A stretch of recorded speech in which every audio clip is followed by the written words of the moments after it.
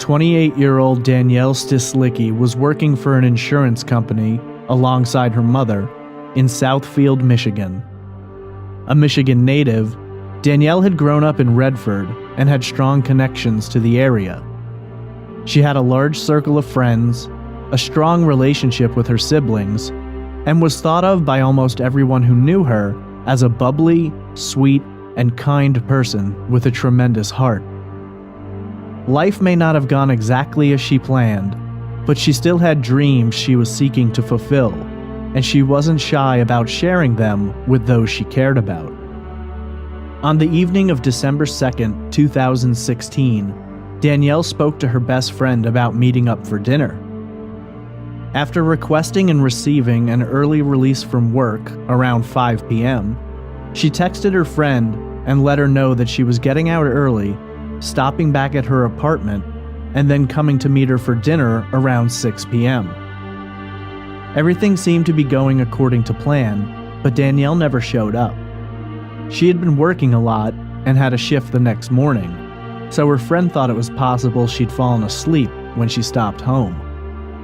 When no one, including her best friend, had gotten an answer from her throughout the next 14 hours, concern began to grow, and her best friend went to Danielle's apartment. To her surprise, she found Danielle's Jeep parked in its assigned spot, just 8 feet away from the apartment door. However, she couldn't get Danielle to come to the door. Concerned, she called Danielle's parents, who arrived with their spare key, and found the apartment appeared as though Danielle had never arrived home the previous evening. They phoned police, and the search began. Almost from day one, investigators believed foul play had been involved. Over the course of the next year, investigators would conduct multiple searches, speak to friends and family, as well as coworkers and ex-boyfriends. No one seemed to have any idea what could have happened to Danielle, though they believe she had been abducted. Several witnesses came forward and gave police the name of a man who they believe may have been involved in Danielle's disappearance. While authorities would later name this individual as a person of interest, others have argued that this crime may have been committed by someone else, and that the police department's tunnel vision may have compromised the case. Who abducted Danielle Stislicki? To this day, the question remains unanswered, though since the investigation began, many feel that the likely perpetrator is the very man that police have their sights set on. This is Trace Evidence, Episode 37, The Disappearance of Danielle Stislicki.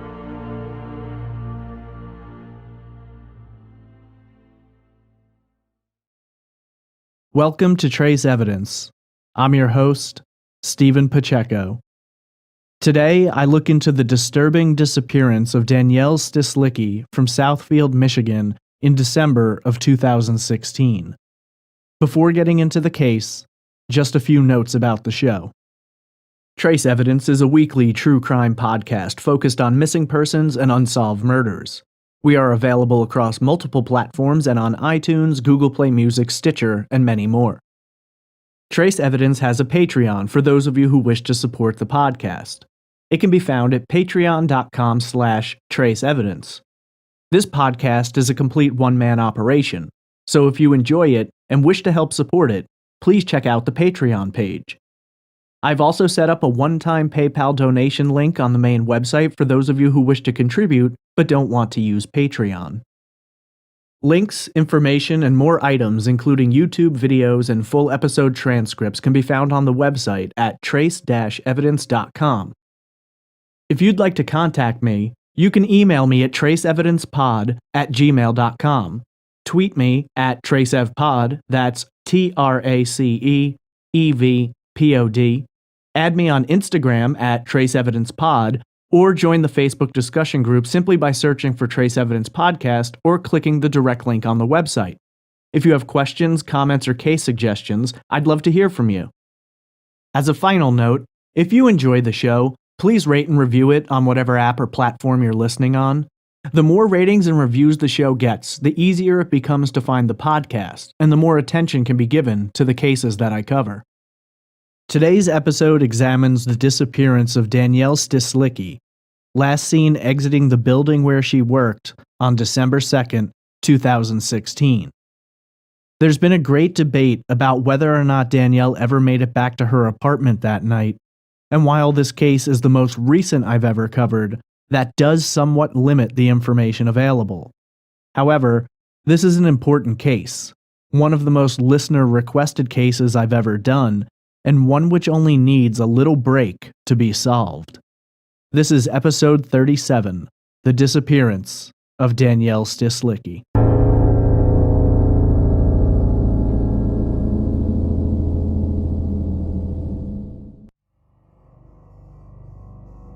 Danielle Ann Stislicki was born on February 28, 1988, to parents Ann and Richard Stislicki.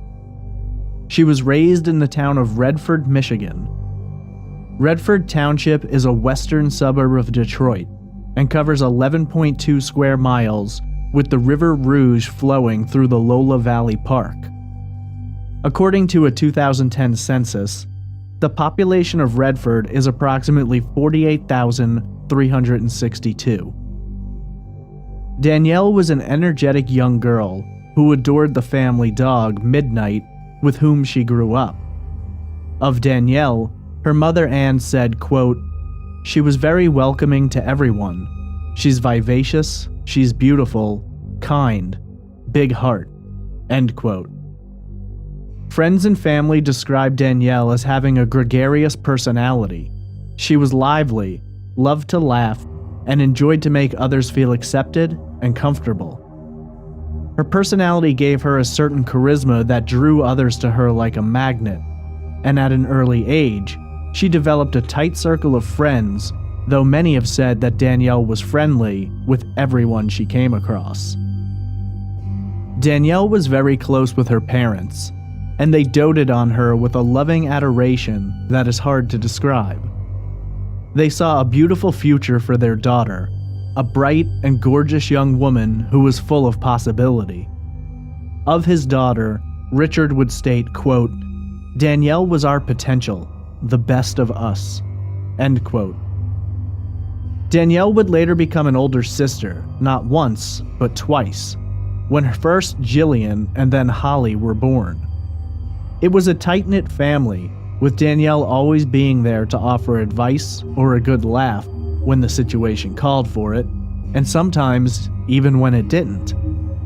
Most everyone in her life looked up to her and admired her fire and passion not only for life, but for those she cared about. Her welcoming disposition was apparent immediately, and friends and family often called her Danny rather than Danielle. Growing up in Redford, Danielle established a strong bond with several other young women. Jill Thompson, Megan Fishback, Christy Holm, Katie Wanamaker, Danielle Frederick, and Rachel Perrell, along with Danielle, dubbed their group the Redford Girls, and they forged a bond which would last well into adulthood. Having gone to school together, their bonds run deep, and their friendships are strong and united.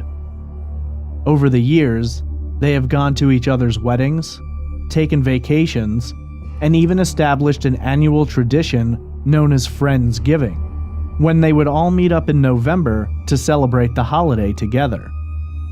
The celebration typically involved brunch with a few mimosas and a lot of conversation.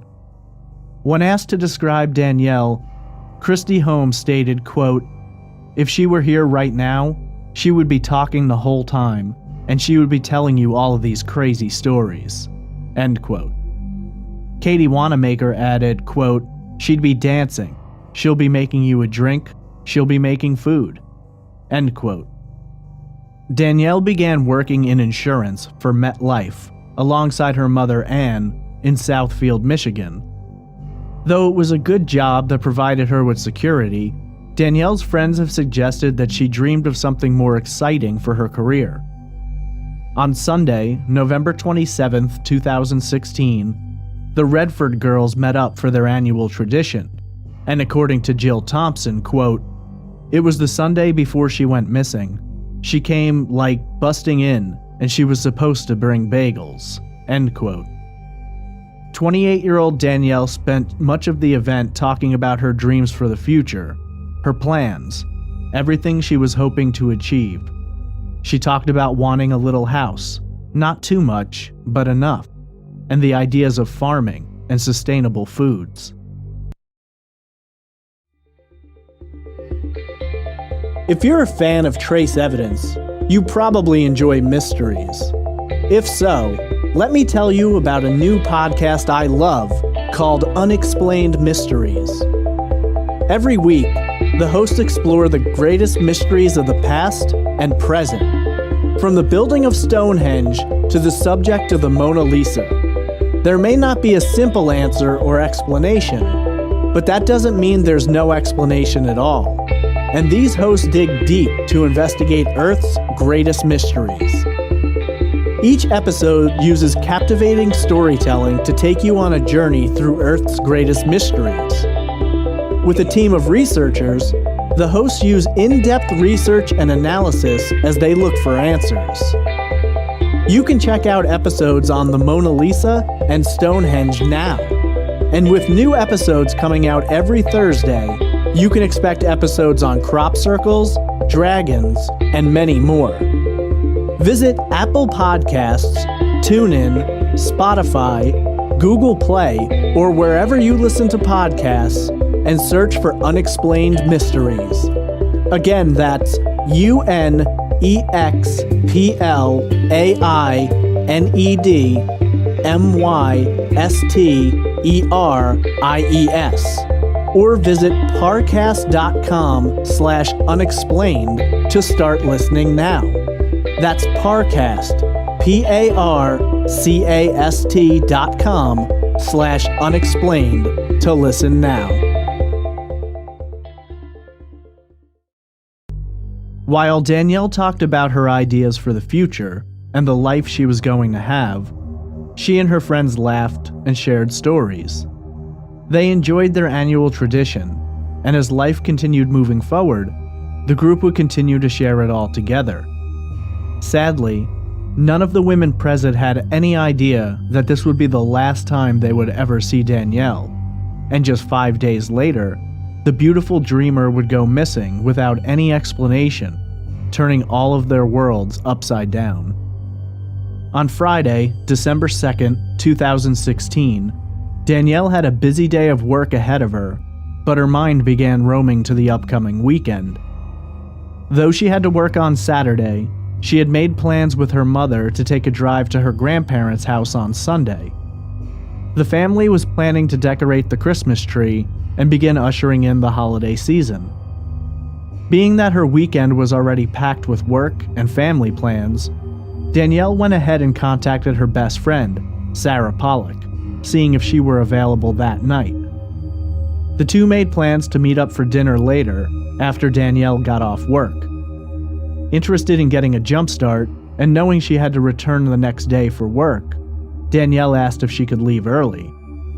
According to her father, Richard, quote, "That particular day, she was scheduled to work longer, and because things were a little slow, she asked whether or not it would be okay if she left early."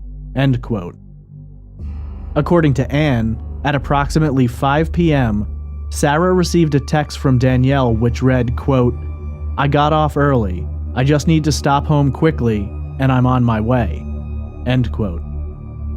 Danielle was renting a place at Independence Green Apartments, located near Halstead Road and Grand River Avenue in Farmington Hills, Michigan.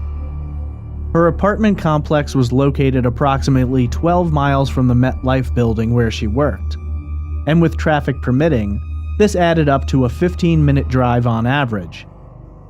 Witnesses saw Danielle exiting the MetLife building, located in the 25,000 block of Telegraph Road in Southfield. She was seen getting into her black 2015 Jeep Renegade and driving in the direction of her apartment. What happened afterward remains unknown, but Danielle never made contact with her friend or anyone else after that text message. Danielle was supposed to meet Sarah around 6 p.m., but the time came and went with no Danielle. Sarah tried calling her, but received no answer. Not immediately worried, Sarah knew Danielle worked a long day and had another shift the next morning. She didn't panic and assumed Danielle may have fallen asleep when she arrived home. Sarah expected to hear from her, but when Danielle hadn't contacted her by the next morning, she could no longer contain her worry. Sarah got into her car and drove over to the apartment complex and was, at first, comforted to find Danielle's Jeep parked in her space, no more than 8 feet away from the door to her apartment. It quickly became clear to Sarah that something was wrong. After trying to get Danielle's attention, she placed a call to Anne and Richard. Anne would later say, quote, "So Sarah called. She had actually gone to Danielle's apartment and said, 'I have screamed, I have honked, I have thrown pebbles up to the windows to get Danielle's attention, and there's no answer from Danielle.' And she said, 'I'm nervous, I'm scared, and I think you need to come.'" End quote. Danielle's parents made the drive over to her apartment and, after failing to receive an answer at the door, used their spare key to gain entrance. Almost immediately upon walking inside, they knew something was wrong, as it appeared that, despite Danielle's Jeep being parked out front, no one had been in the apartment and Danielle was nowhere to be found. After looking through the apartment, Danielle's parents noted only 2 items missing from it: her car keys and her cell phone. Panicked now, and without any idea of where Danielle could be, Anne made a call to 911 and reported her daughter missing. Officers arrived at the apartment and looked through it, though they found no indications of foul play inside. Several phone calls were placed to Danielle's phone, but it was going straight to voicemail, which led officers to believe it could have been powered off, the battery may have died, or the phone could be in an area with no service. After looking through her apartment, investigators stepped outside and began looking at her Jeep. It was quickly noticed that her purse, credit cards, ID, and wallet were inside the vehicle.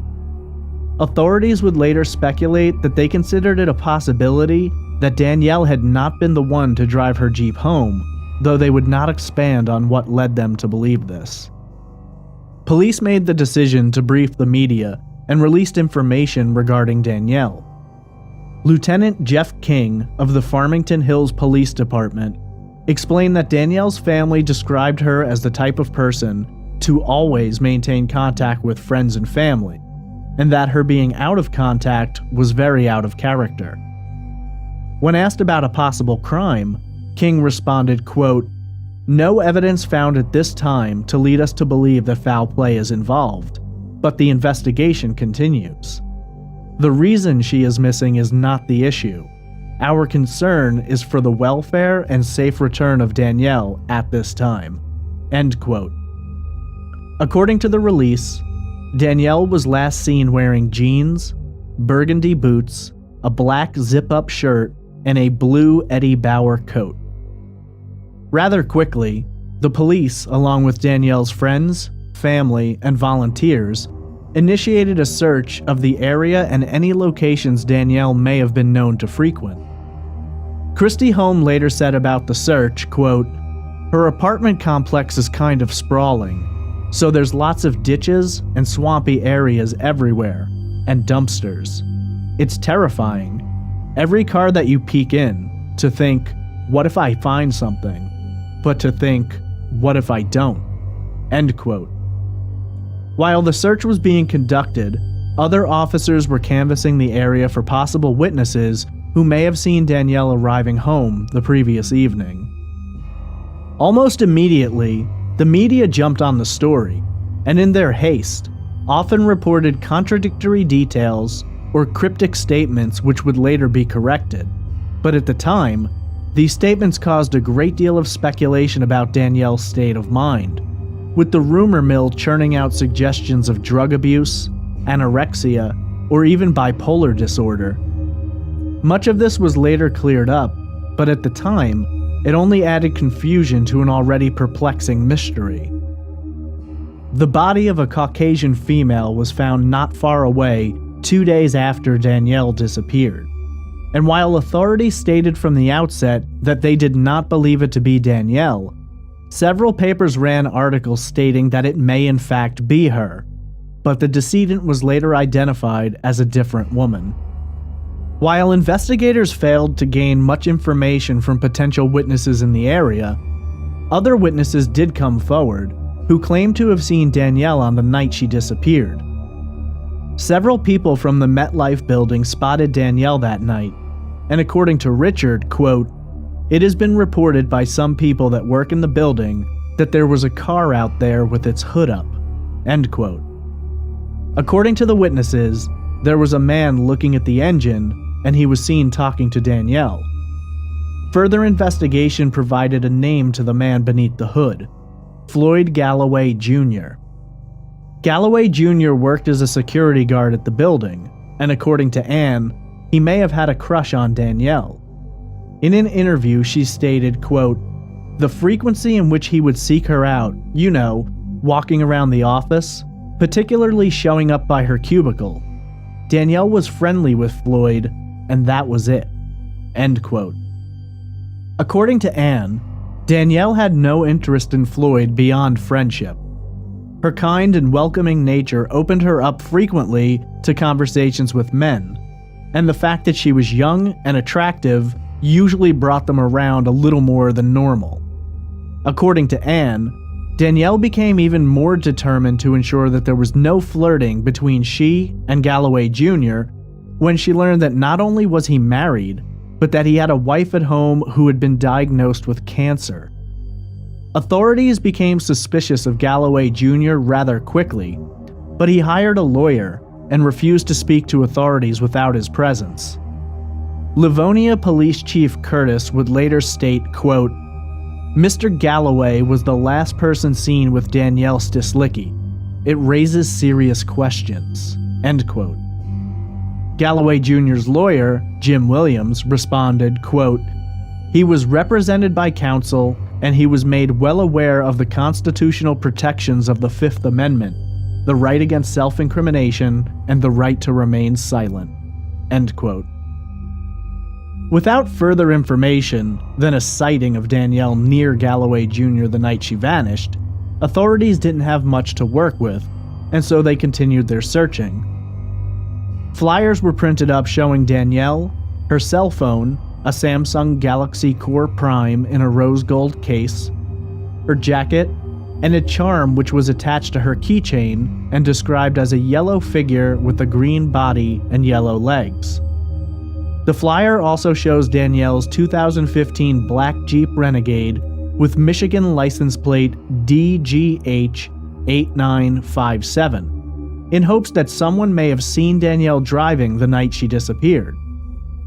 The Independence Green apartment complex, along with MetLife, contributed money to a reward for information leading to Danielle's whereabouts or an arrest in connection with her disappearance. By December 7th, just 5 days after Danielle was last seen, the reward totaled $125,000. On December 7th, authorities and Danielle's family held a press conference.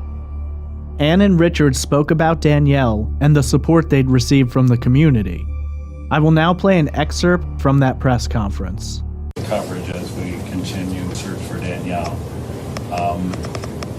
We are totally amazed at the amount of support from friends and family and how it's extended beyond our immediate friends and family to their families, and the mothers, they really stand out. They have that bond with their children and other people's children, and they have just been of such tremendous help. I think it's important to start with that before they get lost in that shuffle, that nobody understands that bond even more than a mother, and we really appreciate all their help and all our friends and family's help. Again, thank you for your time. Can I show a visual of the car? You may, sure, but we will have it available to all of our Right. students. like he said, there's going to be a lot more photos, but I do want to go ahead and make a plea to everyone. Danielle would have left MetLife at the Telegraph driveway, and I'm asking for everyone to look and think back on Friday. When you were driving home, were you in anywhere of the vicinity of Telegraph? Were you anywhere in the vicinity of where Independence Green is, between Independence Green and where the MetLife location is and Telegraph?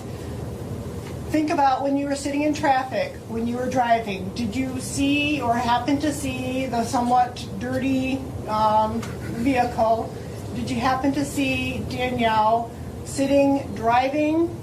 If you were, what was her impression, or what was your impression of her facial expression? Our concern is that Danielle is somewhere being held, not by her choice, and wants to come home, and we want to bring her home. So we're asking if you could just think about your drive home on Friday. Did you see the vehicle? What did you see? The license plate even, whatever we can, we're looking for that connection between. Was she alone in that vehicle? Right, and what happened that there's nothing. Danielle would not just leave her best friend hanging. They were supposed to go ahead and have, a meeting together. Danielle just doesn't randomly not show up. Danielle makes the commitments, keeps to them. It was important for her to meet with her best friend that day, and we are incredibly concerned that she is not here. So anything that you guys can do to go ahead and the public, please share this across the United States. We know that there's an opportunity that she may not be in Michigan anymore, so we're looking for anybody to go ahead, and the way you can help us is help to spread this across the world. Spread this to your family, co-workers, talk about it. I ask you, I plead as a family, as a mother, from the deepest of my heart, help us bring Danielle home. For everybody, although we stand here as a family, there is a huge community out there that Danielle belongs to, and we need to go ahead and bring her home. Thank you. 3 days later, on December 10th, with no new leads and a growing frustration amongst investigators, friends and family organized a candlelight vigil. The vigil draws a little over 100 supporters, made up of friends, family, and total strangers. The Stislicki family speaks strongly about their dedication to finding Danielle and bringing her home. Anne also shares her feelings about the outpouring of support they have received from the community. During the vigil, she states, quote, "You become weak and you feel like you can't push any further, and there's something there, and there's a Facebook post, and there's someone saying, 'I'm getting you this. I'm finding you the opportunity to go ahead and put her face and information on a bulletin board.' That is the support that, although you may not know it, that has been what has kept us going." End quote. Several more days would pass before there would be any further information publicly released. For the most part, friends and family continued papering the area with flyers and using social media to promote their hunt for Danielle. Facebook became extremely active in the investigation, with Danielle's sisters posting about her disappearance, which garnered attention from people all throughout the area. The entire community seemed to come together in hopes of bringing in answers and finding Danielle. While, for the most part, all those involved, including investigators, tried to remain positive in their briefings to the media, things took a turn on December 19th. In a briefing to the press, a Farmington Hills Police Department spokesperson stated, quote, "All available information and evidence leads investigators to believe Danielle Stislicki was the victim of a crime. Investigators have worked tirelessly since Danielle was reported missing. Farmington Hills detectives and evidence technicians have received extensive assistance and resources from federal, state, and local law enforcement agencies." End quote. The spokesperson reiterated that the police department was determined to solve the case and bring answers to the family, but that it was important that they keep information secured. Later in the statement, the spokesperson said, quote, "All of the investigating agencies want the Stislicki family and the public to know that the law enforcement community is determined and committed to finding Danielle and solving this case. Investigators have collected evidence currently under analysis and examination. No information will be released regarding the specifics of the case in order to maintain the integrity of an active investigation. Investigators continue to follow leads in this case." End quote. On December 22nd, news reports began flooding out that authorities were in the process of searching a home in the Berkeley suburb of Detroit in connection with Danielle's disappearance. The home, located on Oxford Street, was searched by a joint team of the Farmington Hills Police Department and an Oakland County Sheriff's Department's forensics team. While authorities remained tight-lipped about what exactly they were looking for, it was reported that among other items removed from the house, they had taken a mattress in for analysis and examination. Farmington Hills Police Chief Nebus stated, quote, "Detectives, evidence technicians, and crime lab personnel from several law enforcement agencies have been working tirelessly and remain committed to finding Danielle and solving this case." End quote. As it turned out, the home was a place that Floyd Galloway Jr. had been staying previously. Floyd had last been witnessed speaking to Danielle as she was leaving her office the day she vanished. Elizabeth Newton, Galloway Jr.'s sister-in-law, spoke to the media regarding the search and her brother-in-law. According to Newton, her family would not discuss the case, and after several emails which she sent to Galloway Jr. without a response, she found it important to speak to police. Newton told the media about her conversations with authorities, stating, quote, "When I met with them, they told me there were eyewitnesses of Galloway Jr. and Danielle going into the Berkeley home together on December 2nd, and her Jeep being parked outside." End quote. Newton also told reporters that a portion of the floor and floorboards at the house and the car and family cars were taken as evidence. Police Chief Nebus, when asked about the items removed from the home, stated, quote, "We're moving in the right direction of positive developments. It's like putting together the pieces of a puzzle, and every day it seems like there is another piece that goes into the puzzle." End quote. According to neighbors, Floyd Galloway Jr. didn't return to the home after police searched it.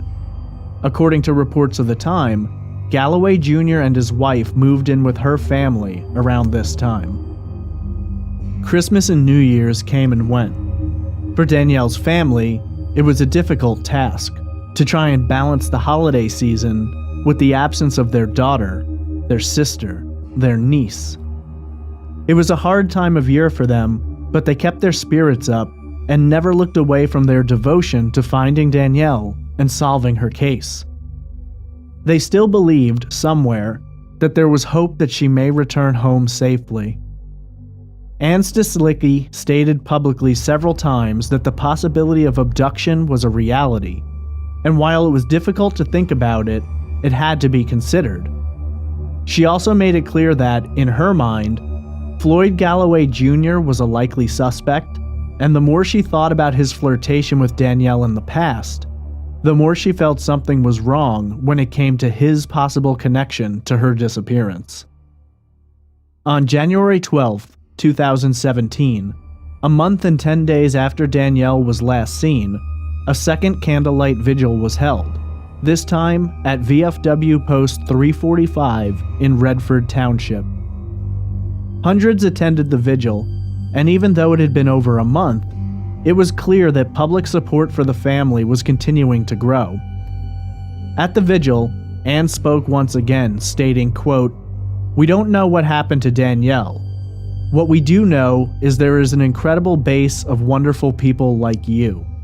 End quote. At the vigil, the community created burgundy ribbons for others to wear as an awareness of Danielle's disappearance. Burgundy was specifically chosen as it was the color of a dress Danielle had worn to a wedding, and family members said that they hoped the ribbons would be good conversation starters. That strangers might ask why someone was wearing the ribbon, and it would be an opportunity to spread Danielle's story and hopefully garner more information or leads. In Plymouth, Michigan, on January 28th, Second Nature Self-Defense, a women's self-defense instructional class, held a fundraiser from 11 a.m. to 12:30 p.m. The class was taught in 2 parts, with a $20 minimum being required to take the course that day. All proceeds from the fundraiser went towards helping the Stislicki family. It became clear that, unlike many other missing persons cases, which often create a great deal of attention at the beginning and then it wanes over time, Danielle's case continued to build up, drawing more and more people into it. While authorities continued working the evidence and processing materials taken from the Berkeley home, the community continued to rally around the family in hopes of assisting in any way that they might be able to. On February 2nd, 2 months after Danielle vanished, her parents sat down with Local 4's Karen Drew to discuss the case and Danielle herself. When asked about how they were holding up and how they managed to keep hope alive, Anne responded, quote, "It's that lighthearted smile, the silliness. We talk about her as if she's still living in the apartment. Having that hope is why you have the energy to work at this pace, to only get a couple hours of sleep, because we want to make it happen as fast as we can. We want to be able to get Danielle back." End quote. According to Anne, they maintained direct contact with the investigators, often texting back and forth about details of the case or any new information that comes along. When asked about whether or not they believed Danielle was still alive, Richard responded, quote, "My logical mind would be predisposed to think that it was not going to turn out well. Until you tell me you have evidence differently, she is alive. So in my mind, the need to be able to protect ourselves is center focus." End quote. Chief Nebus was also asked about the case, and had several pieces of information to relay. Interestingly, despite previous public statements to the contrary, Nebus revealed that they considered it a case of foul play from day one. According to Nebus, they had several new developments, but, quote, "The bottom line is, we have to think of what's best for Danielle Stislicki in this case. Sometimes in this particular case, it's been not to release information too early. It would be of no advantage to us. Part of the investigation right now is dependent on a lot of lab results coming back in." End quote. Weeks began passing, and then months, with no new information. The family continued advocating for Danielle, creating the social media hashtag #FindDanny, as well as conducting a car wash in hopes of raising additional funds for continued search efforts, flyer production, and other necessities related to the search. A former neighbor of the Stislicki family, Rich Hoffman, posted the missing flyer on his front door. When asked about Danielle, he responded, quote, "I just remember Danielle as being so bubbly and just such a sweet kid. As the days and now the weeks and months drag on, it's just so disheartening to not know and to just wonder where she is and what happened." End quote. The more time passed, the more likely it seemed to become that Danielle was unlikely to be coming home alive. Although this was hinted about in the media of the time, authorities wouldn't make a comment on it. Danielle's family did several more interviews, specifically about the torment of not knowing what had become of Danielle, their struggles in coping with the pain of her disappearance, and their beliefs about what may have happened to her.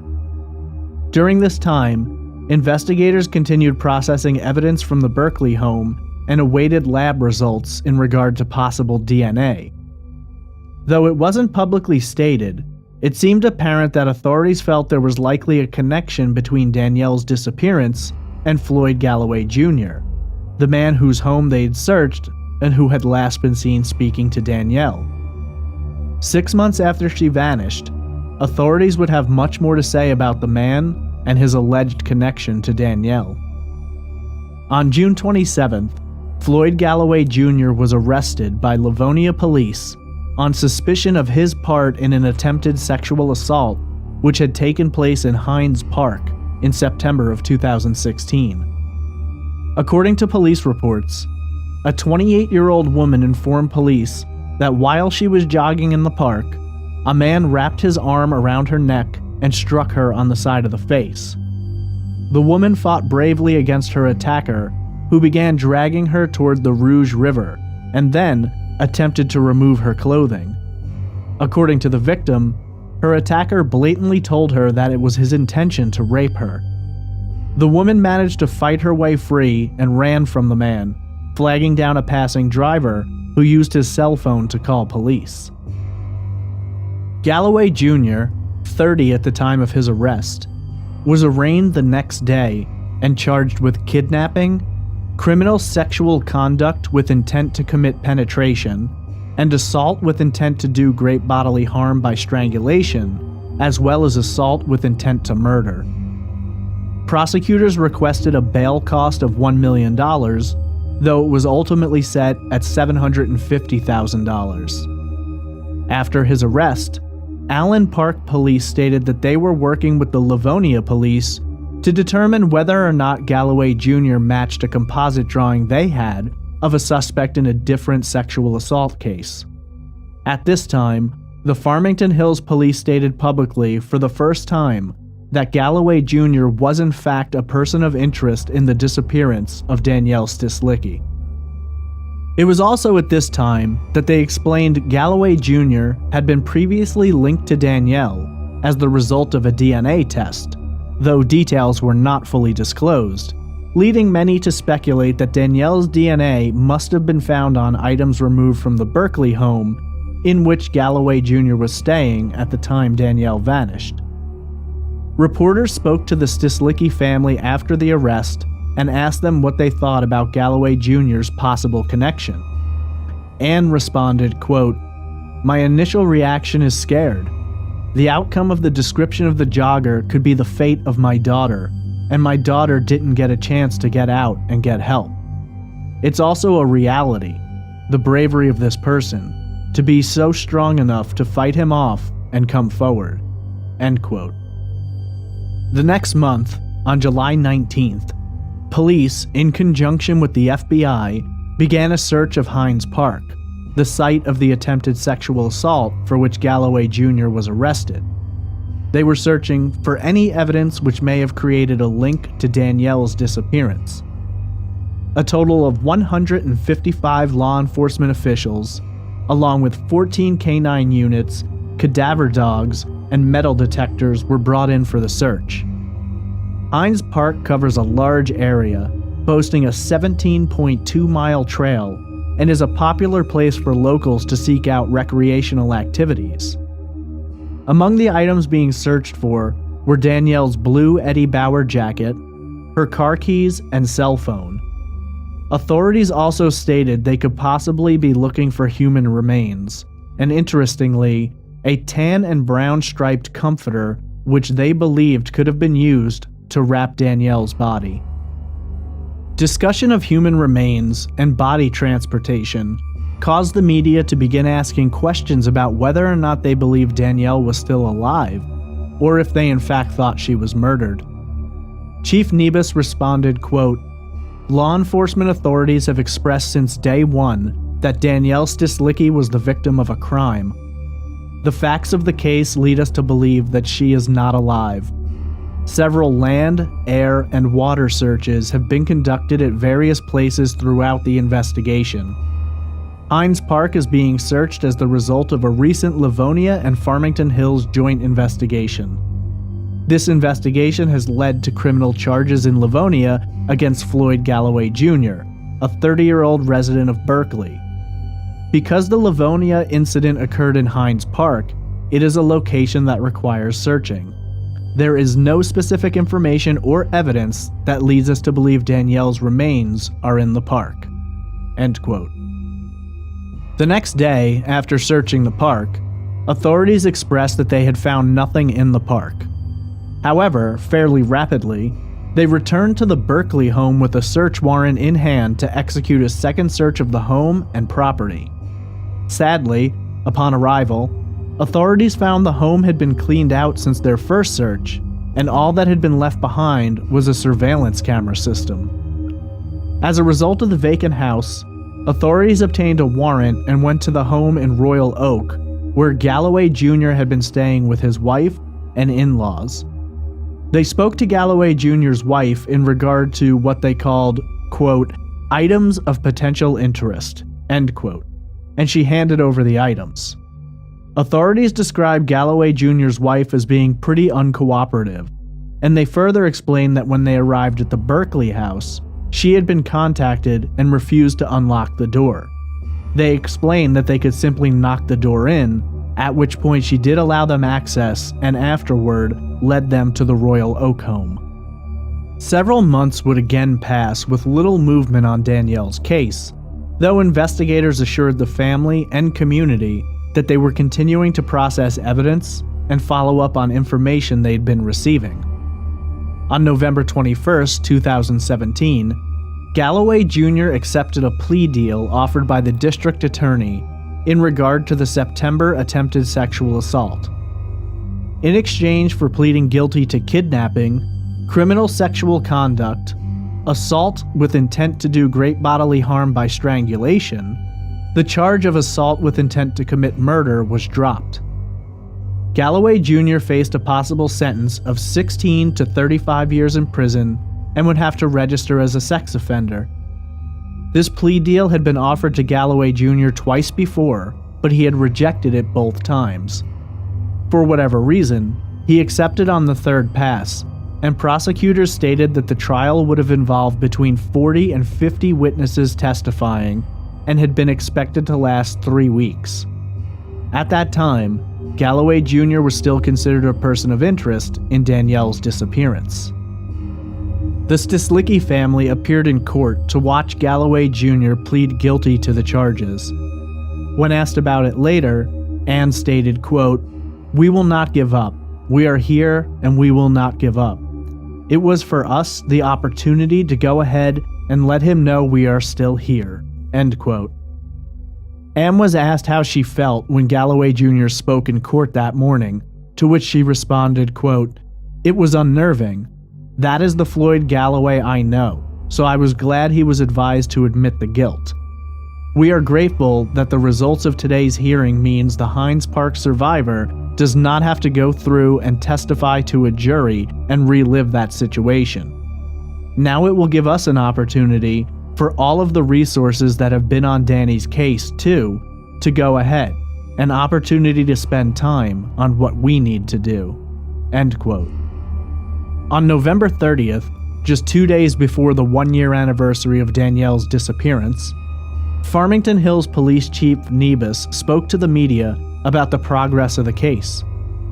He explained that a year later, authorities had made great strides in the advancement of the case and the collection of evidence. He told reporters that they had executed 74 search warrants throughout the year, though he would not disclose anything which may have been found, stating, quote, "We have to keep that confidential. I don't want to give the perpetrator any advantage of knowing all of the things we are gaining."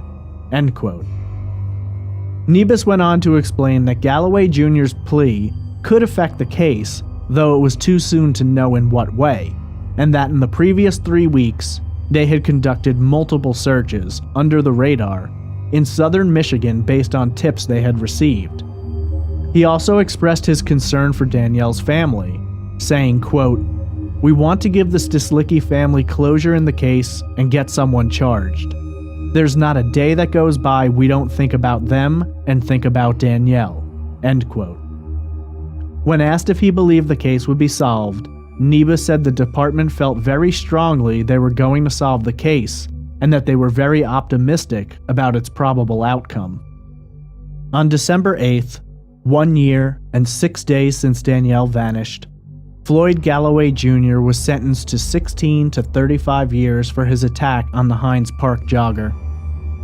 The Stislickis were again in court to witness the sentencing and rejoiced at the result, feeling that Galloway Jr. had gotten what he deserved.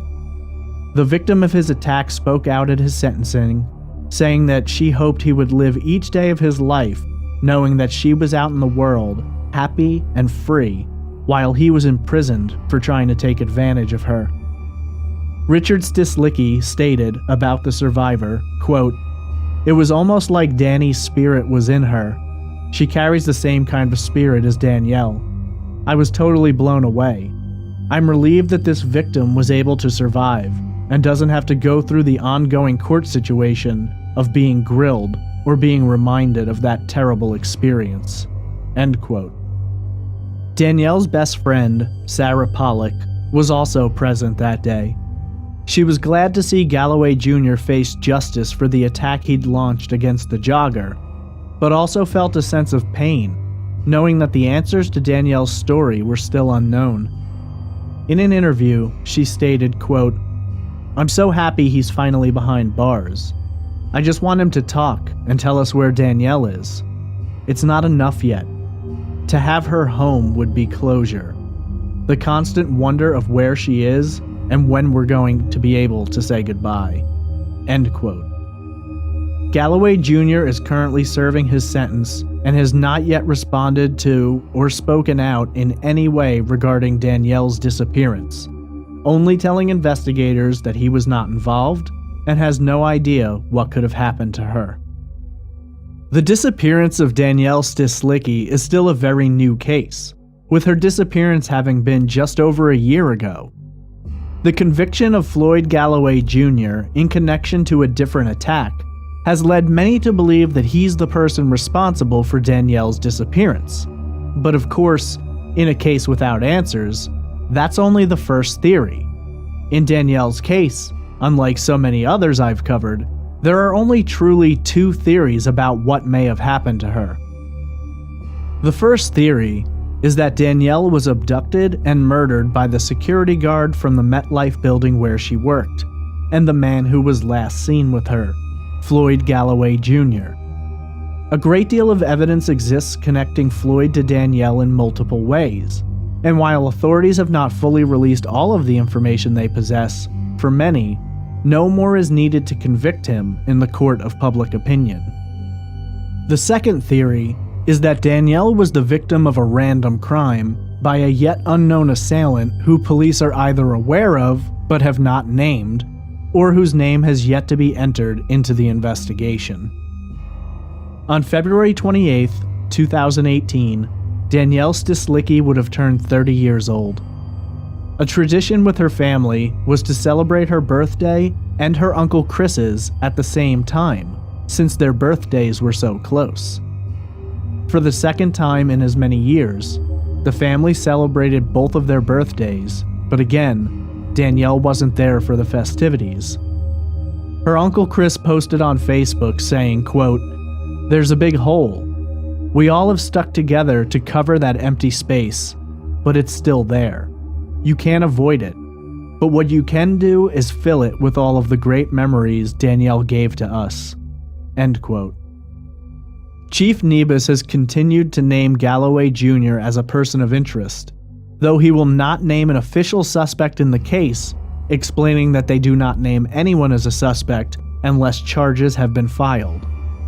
Nebus believes there are others who have information about Danielle who need to come forward, stating, quote, "Sometimes the person doesn't know the information they have is important. Sometimes the person is afraid to come forward, and sometimes the person does not come forward because they choose to protect a killer or because they believe the person is innocent. I still believe the case will be solved, but I can't say when." End quote. When Danielle was last seen, she was described as being a Caucasian female, standing 5 foot 5 inches tall and weighing approximately 125 pounds. Danielle had brown hair and brown eyes. She was last seen wearing a black shirt, blue jeans, burgundy boots, and a blue Eddie Bauer jacket. She has a tattoo of a constellation on her right shoulder and upper arm, often mistaken as being cheetah spots, as well as a tattoo of candy, peanuts, and popcorn on the top of her right foot. She was last seen at Telegraph and 10 Mile in Southfield, Michigan, at the Riley Office Center. Her vehicle, a 2015 Jeep Renegade, was discovered at her apartment complex 25 hours after she failed to be in contact. For Danielle's parents, the pain is still present every day. Danielle vanished from their lives a year and 3 months ago, and each day has been a challenge. However, they are supported by friends and a community which has never given up hope that the answers are coming. The family maintains a close relationship with authorities who have never stopped investigating and have continued to dedicate themselves to finding the truth. Though perspectives have turned grim, and it is unlikely that Danielle is still alive, the door remains open for justice to be served and closure to be granted. While the loss of a child is a pain no closure can ever assuage, the Stislicki family would like to have a place to mourn Danielle, and to more so celebrate her life, rather than having to wonder every day where she is and what became of her. On Mother's Day, 2017, Ann Stislicki wrote a poem to Danielle, and in part it reads, "I wish on the stars I see so bright at night, we will find out who did this with all of our might. I wish we could hold you just one more time, and that they didn't have to say you were the victim of a crime. I wish and pray for you each day, and hope we find the truth before the end of May. We will not give up the search for you. With all my love and hugs to you, Danielle, Olive Juice."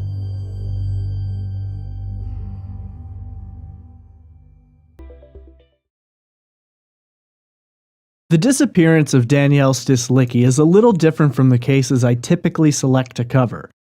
It's been on my list almost since the beginning, because of listeners suggesting it and my own personal interest in the case itself. When I select a case, there's a certain set of criteria that must be met. First and foremost, there must be enough information for me to construct a coherent episode that digs in and explores in great detail. While Danielle's case itself has detail, it's somewhat limited, and background on Danielle herself is also in short supply. I tend to want to introduce you to the victim, discuss her upbringing, give you a clear portrait of who the person was, before going into what happened. In Danielle's case, while I was able to find some information, for the most part, there's a large void between her early years and the time she vanished. Danielle was a bright and beautiful young woman who had a world of potential ahead of her.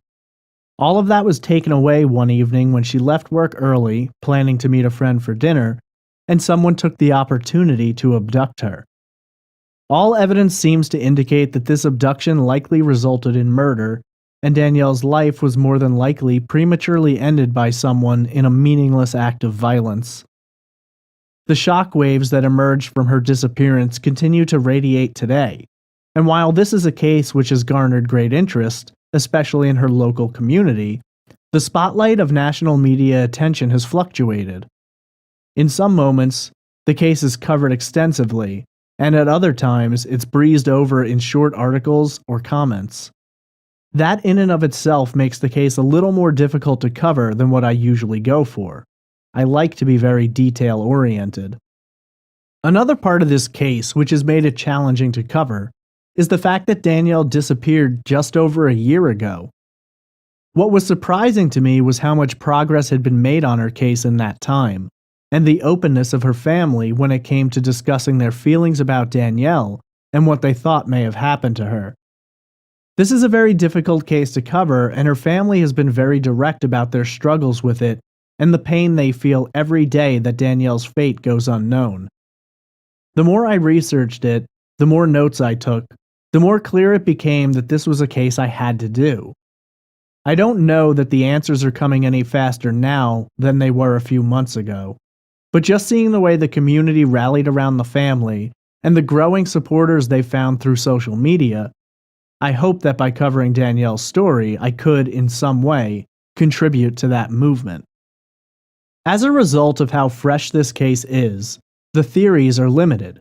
That isn't necessarily a bad thing. In fact, a lack of theories allows for a stronger focus on what are considered the two most likely possibilities about what may have become of Danielle. This is also one of the very few times I will discuss the disappearance of an adult, and the chose to run off theory will not be included. Typically, that theory is included because law enforcement mentions it, or there are details that make it a likely possibility. But in Danielle's case, no one has ever considered that a probable outcome of the investigation. Danielle was close with her family, worked with her mother, had strong friendships and connections, and had plans the night she disappeared. She appears to have arrived home, although there is some debate about that, which I'll get into in just a minute. The first theory about the disappearance of Danielle Stislicki is that she was abducted and likely murdered by Floyd Galloway Jr. Almost since the beginning, Galloway Jr. was considered a person of interest. When investigators were looking for anyone who may have wanted to harm Danielle or who showed an unnatural interest in her, Ann Stislicki recalled Galloway Jr.'s behavior in the workplace.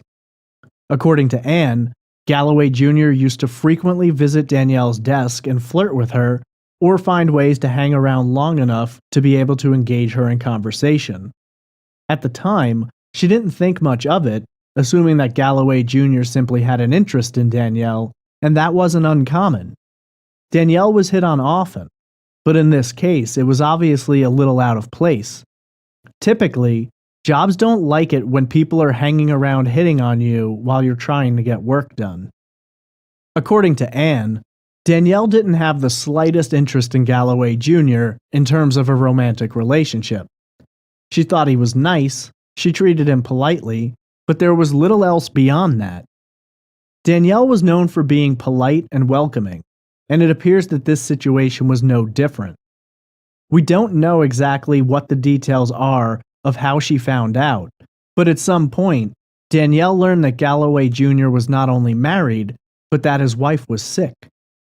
Several articles have pointed out that Galloway Jr.'s wife was suffering from leukemia. According to Ann, even though Danielle didn't have an interest prior to that, when she learned that information, she was disgusted by the fact that Galloway Jr. continued to try and hit on her. Galloway Jr. is currently serving time for his attack on the jogger in Hines Park in September of 2016. It's important to pay attention to the timeline here, as this was just 4 months before Danielle disappeared. He's also considered a suspect in another sexual assault case where the composite drawing created from the victim's description closely resembles him. This means that, in the 4 months prior to Danielle's disappearance, Galloway Jr. was on the prowl and likely stalking women. Since both women survived and were able to give descriptions of him, it isn't hard to imagine that he may have become concerned about this and made the choice that the only way to ensure he wasn't identified was to kill his next victim. That's completely speculation, but also possible. I can't exactly get into the psychology of it, but that's one possibility that has to be explored. Another is, if he indeed abducted Danielle, that she fought against him, and her alleged death may have been a result of the struggle between the two. Speculation is well and good, but it comes down to facts when you're trying to figure out what happened. Obviously, many have theorized that Galloway Jr. was in fact the one who abducted Danielle. But what do we have to lend credence to it?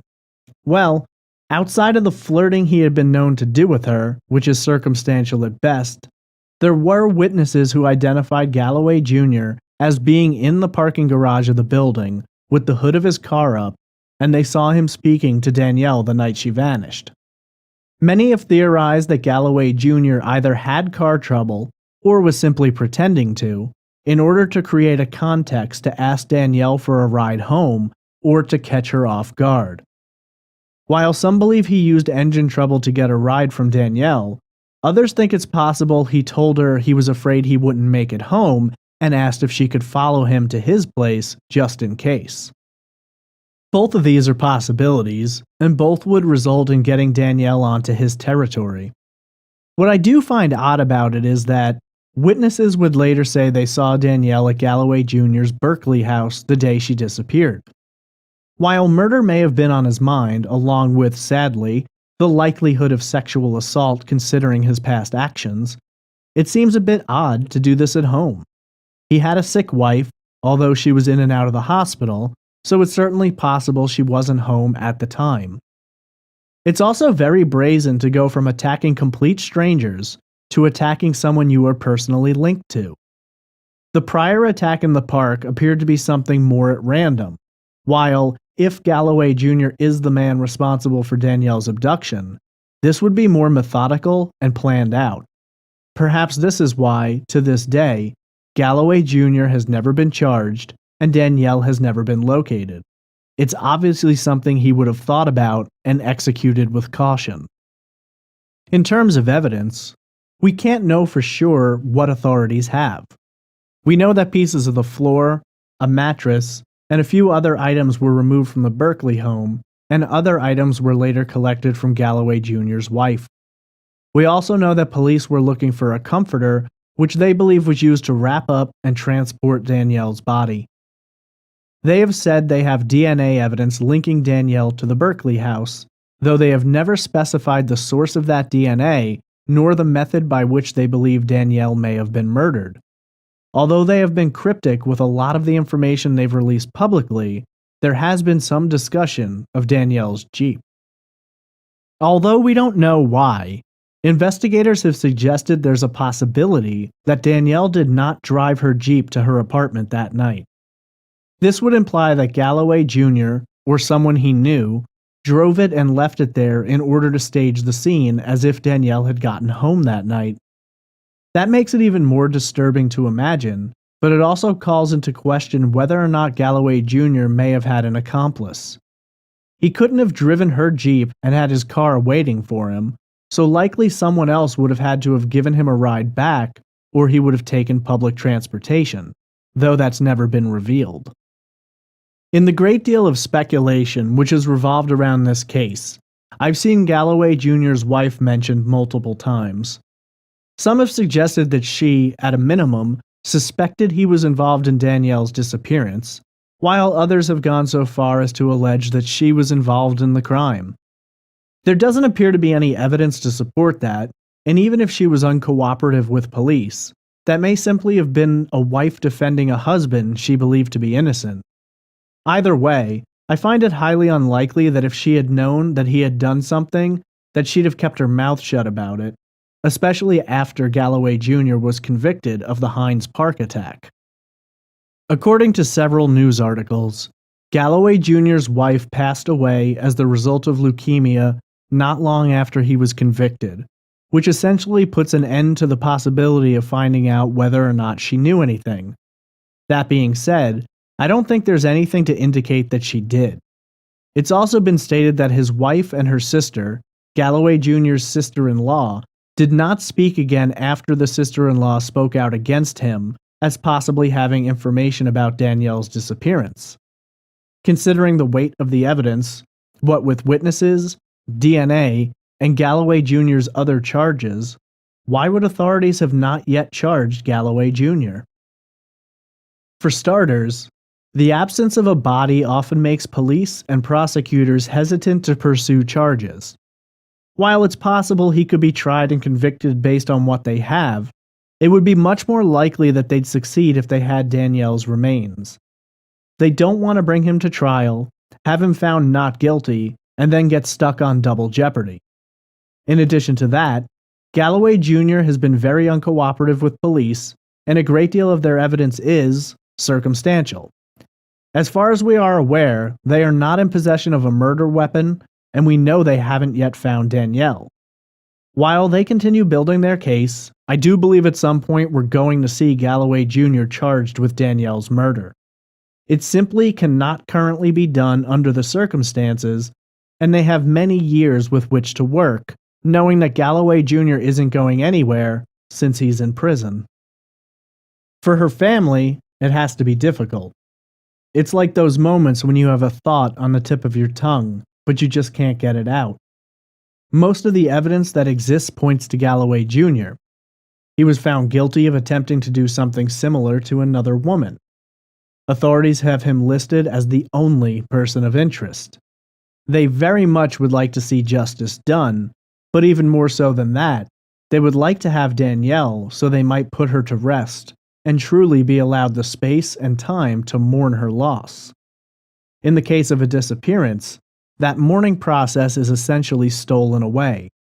How can you mourn when you don't truly know what happened? While there are only two real theories in regard to this case, I tend to fall into the camp where I consider Galloway Jr. the most likely suspect. While the evidence doesn't yet support prosecution, or authorities are waiting for just one more piece to make the puzzle complete, he's certainly the prime suspect that needs to be looked into as closely as possible. Investigators have done a great job building a case against him, and while we may still yet be awaiting one more piece of evidence to completely prove it and eliminate the possibility of reasonable doubt, to me, this is the most likely theory. Galloway Jr., though, is not the only possibility, and that brings us to our second theory, that Danielle Stislicki may have been abducted by someone who is yet unknown to investigators, or possibly a name in one of their files that they have elected not to release publicly. Many of those who support this theory do so under the belief that if Galloway Jr. had in fact committed this crime, then he would have been charged by now. The process of charging someone with the crime of this veracity isn't as simple as it often appears on television shows and in crime novels. There's a lot that goes into it, and I consider it highly possible that Galloway Jr. hasn't been charged because authorities would like to work out some kind of a deal by which he will reveal the location of Danielle's remains. So is it possible that someone else committed this crime? Certainly. While there appears to be evidence and even DNA pointing to Galloway Jr., that doesn't mean someone else couldn't have been involved or even solely responsible. If Danielle left her job that night and began the drive home, she could have come across any number of people who may have been able to get her out of her vehicle or have taken her by some method.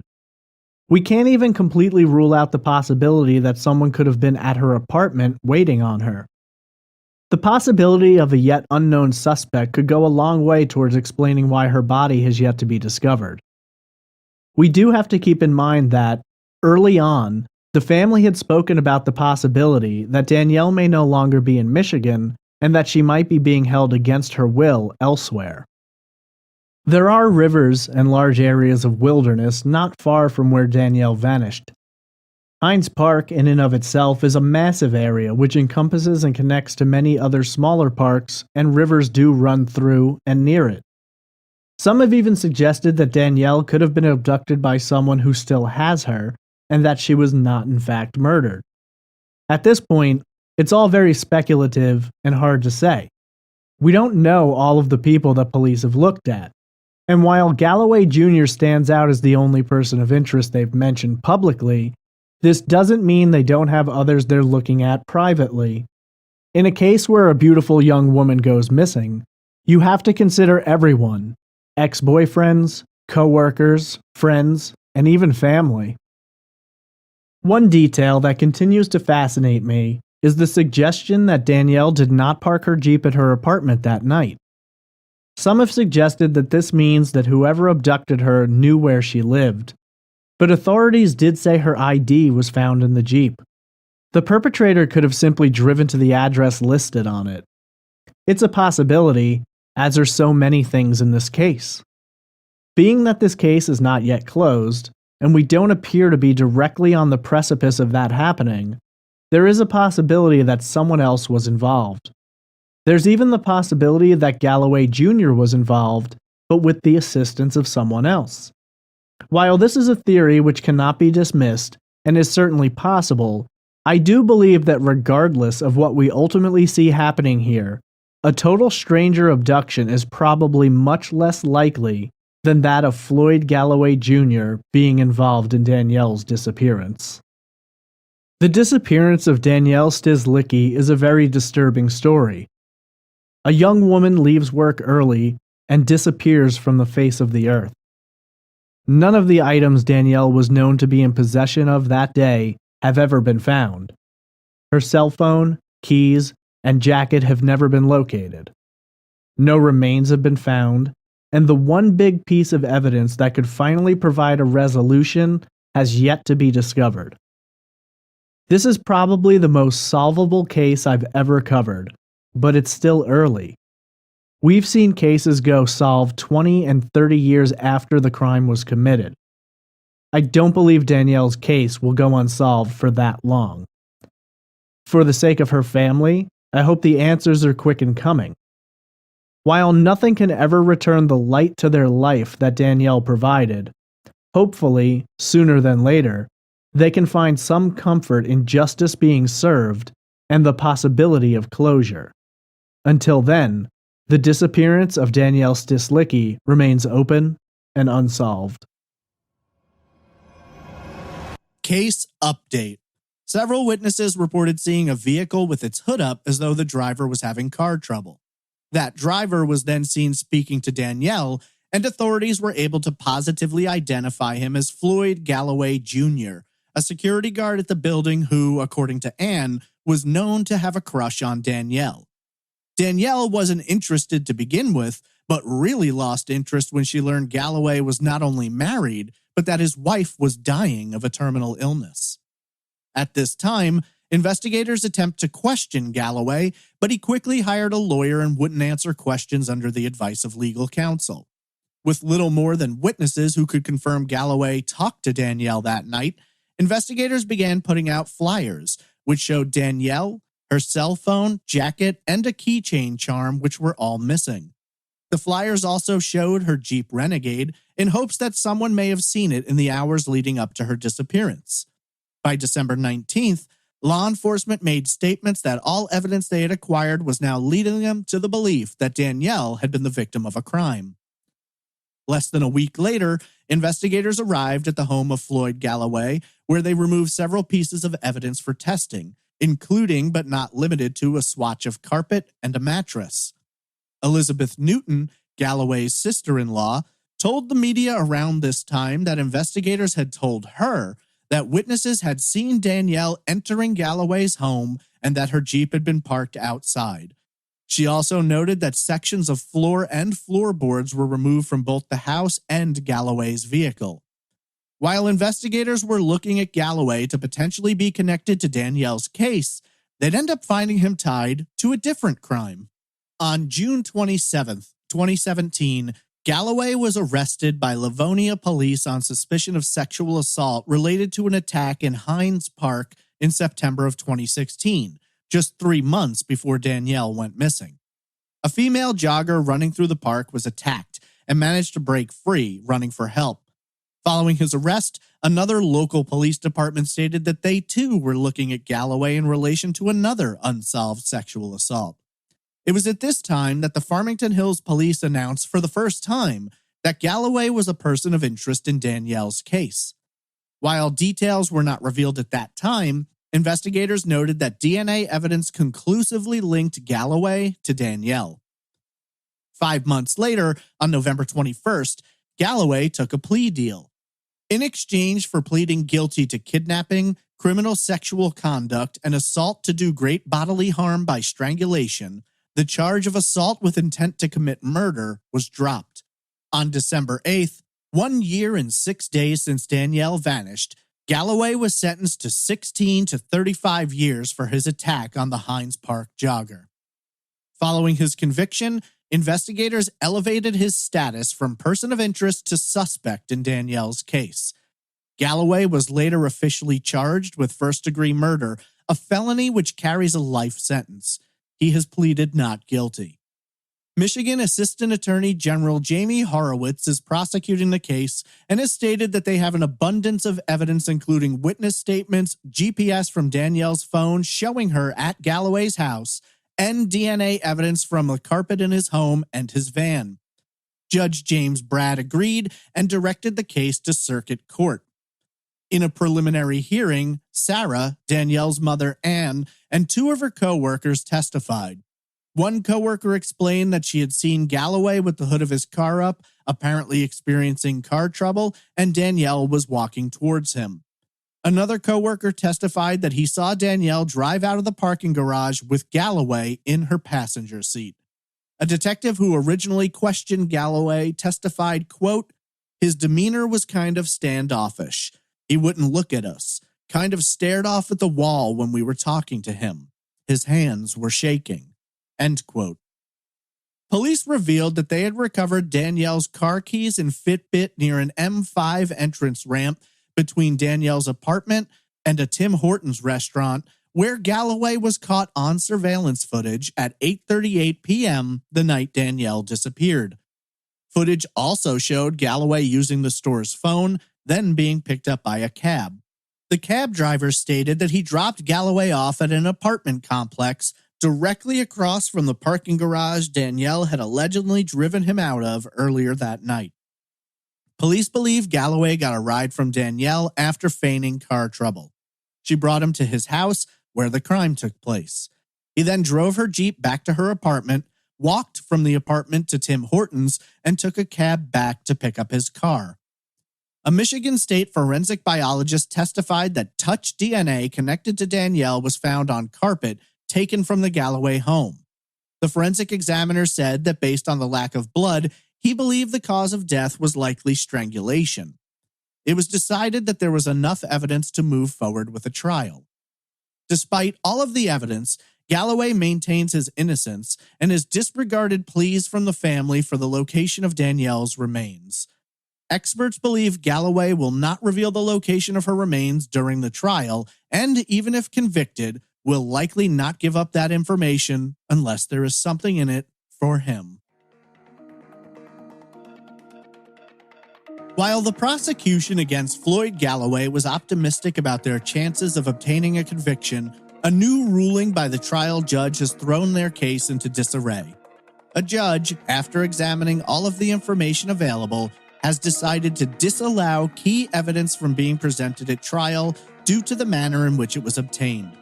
This ruling was made on November 17, 2022. The decision to suppress this evidence revolved around claims from the defense that Galloway's attorney-client privilege had been violated, leading to the discovery of evidence by investigators that they could not have obtained by any other method. At some point after he was named a person of interest, Galloway's lawyer advised his client to sit down for a polygraph examination, which would be carried out by the defense using an examiner selected by the defense. This polygraph was not done by law enforcement, nor were law enforcement involved in the process. The test was administered by James Hope, a former FBI agent who has a lot of experience working with lie detector tests. According to records made available, following this polygraph test, James Hope picked up the phone and placed a call to a good friend of his, Gary Mayer, then chief of police in Troy. According to reports, James Hope informed Chief Mayer that he was deeply disturbed by certain things Galloway said during the polygraph, and he wanted to provide that information to law enforcement. Upon obtaining this information, Chief Mayer then provided it to Chuck Nebu, chief of the Farmington Hills Police Department. Danielle Russo Bennett, a prosecutor working the case, explained to the judge, saying, quote, "Chief Nebus typed up a standard form tip sheet they use in all these cases. These officers then go out to a location and recover property belonging to Ms. Stislicki." End quote. As a result of this tip, which came from the polygraph test, investigators managed to track down and obtain multiple witness statements and key pieces of evidence. Acting on this information, detectives recovered Danielle's cell phone, Fitbit, and car keys in an area between her apartment and a local Tim Hortons restaurant. They also found witnesses who confirmed seeing Galloway at the Tim Hortons the night of her disappearance. The restaurant, described as being no more than a 10-minute walk from Danielle's apartment, told investigators that Galloway purchased a coffee and used their payphone the night of Danielle's disappearance.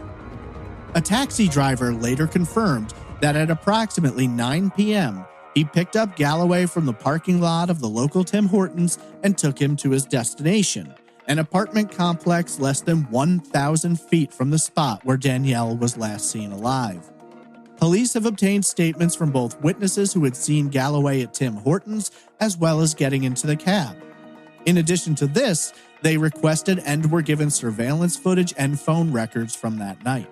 Investigators also obtained forensic data from Danielle's cell phone, evidence of the cab ride, and surveillance footage from a gas station near the Tim Hortons. While all of this evidence helped break the case open for detectives, it appears that they were only able to find it through what the judge has determined was a flagrant violation of Galloway's civil rights, and as a result, none of that evidence is allowed to be presented. In a blistering statement made by Judge McMillan, she explained, quote, "Police intentionally intruded on the privileged relationship and used the information to locate and seize evidence. The court finds the actions of the government were outrageous." End quote. As a result of this ruling, none of the evidence from Danielle's cell phone is admissible. None of the surveillance footage is admissible. No evidence of the cab ride is admissible. None of the witness sightings are admissible. None of the phone records are admissible. This is obviously a strong blow to the case prosecutors were presenting, especially when it's taken into consideration that despite countless searches over the last 7 years, Danielle's remains have never been found. Extensive searches were conducted in the area of Hines Park, where Galloway attacked a jogger previously. However, nothing has turned up. For his part, Galloway maintains his innocence in this case. Another ruling made by the judge has further complicated the prosecution's case.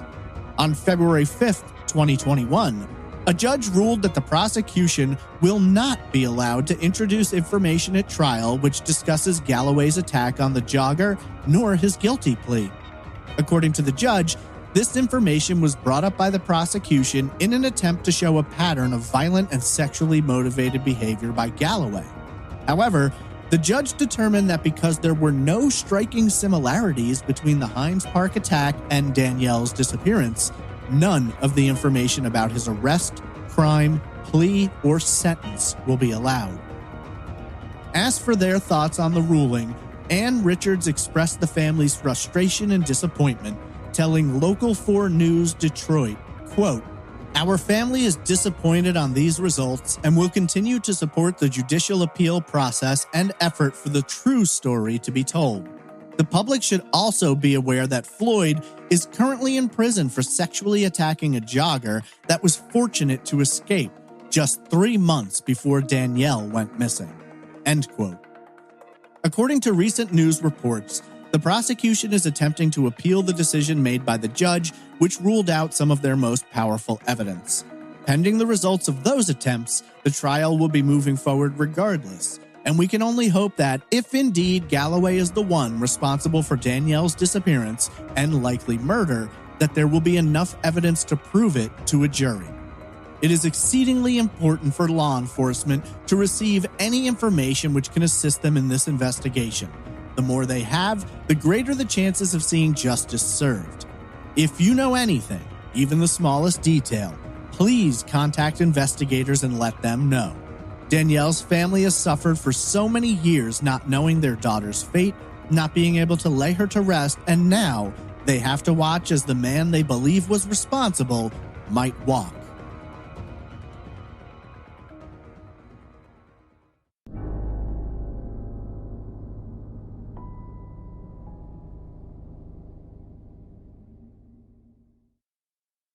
If you're interested in finding more information about the disappearance of Danielle Stislicki, there are many news articles and websites which discuss her case. FindDani.org, FINDDANI.org, is a website put together by her family that is a good place with a lot of information, as well as the Facebook page Find Danielle Stislicki. If you have information about the disappearance of Danielle Stislicki, please contact the Farmington Hills Police Department or the FBI. What do you believe happened to Danielle? Tweet me at traceevpod, email me at traceevidencepod@gmail.com, or comment in the Facebook group. Add the hashtag FindDani, that's FIND DANI, to show support for Danielle and her family.